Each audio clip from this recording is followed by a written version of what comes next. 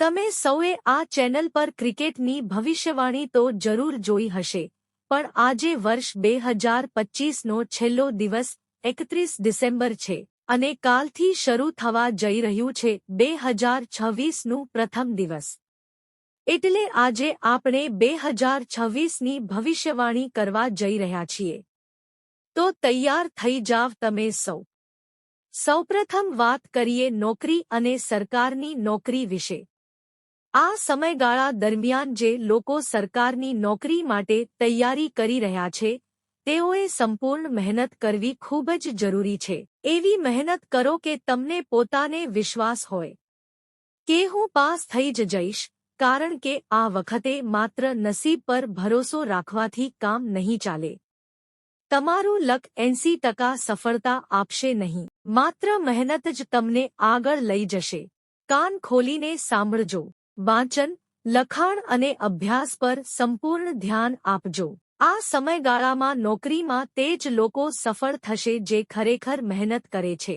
જે લોકો trick, shortcut અથવા જુગાડ પર નિર્ભર રહેશે, તેમની સફળતા લગભગ અશક્ય રહેશે. શિક્ષણ ક્ષેત્ર વિશે વાત કરીએ તો 2026માં ગુજરાતમાં અભ્યાસક્રમ અને સિસ્ટમમાં થોડા હાઈક્લાસ સુધારા થવાની શક્યતા છે, જેનો લાભ તમામ વિદ્યાર્થીઓને ચોક્કસ મળશે. 2026માં ગુજરાતમાં એક-બે નવી યોજનાઓ શરૂ થઈ શકે છે. હવે વાત કરીએ રોજગાર અને કમાણી વિશે.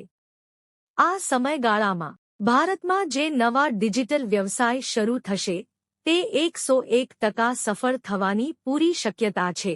Digital business, shorts, social media અને ઓનલાઇન પ્લેટફોર્મ ઘણા લોકોને આગળ લાવશે અને કેટલાક લોકો અમીર પણ બનશે અને પોતાના અધૂરા સપનાઓ સાકાર કરશે. પરંતુ બીજી તરફ 2026માં સરકારી ભરતી ઓછી રહેશે અને તેના પરિણામ પણ ખૂબ જ મર્યાદિત આવશે. એટલે હું ફરી એકવાર કહું છું, તૈયારી સાથે રહેજો.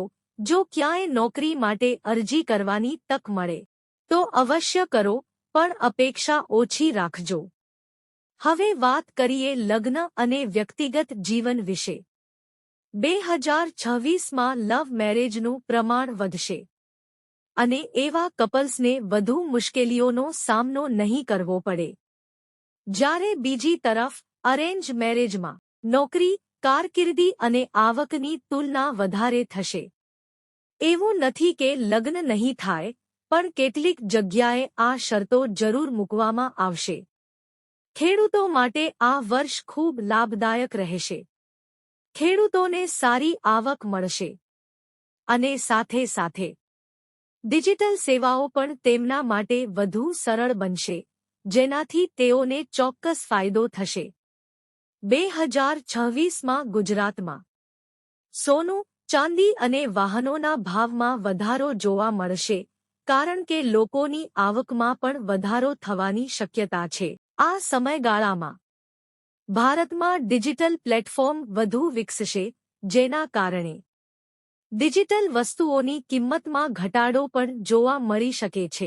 ખાસ કરીને માતા-પિતાને એક સૂચના: તમારા બાળકોના સંસ્કાર અને વર્તનમાં ધ્યાન આપજો, કારણ કે તમારા બાળકોનું ભવિષ્ય તમારા હાથમાં છે. થોડું વિચારશો તો તમને પણ સમજાશે. આ હતી 2026ની ભવિષ્યવાણી. ગયા વર્ષે જે સપનાઓ અધૂરા રહી ગયા છે, તે બધા સપનાઓ આ નવા વર્ષમાં પૂરા થાય, એવી હું દ્વારકાધીશ ભગવાનને પ્રાર્થના કરું છું. તમને સૌને નવા વર્ષની હાર્દિક શુભેચ્છાઓ. જય દ્વારકાધીશ.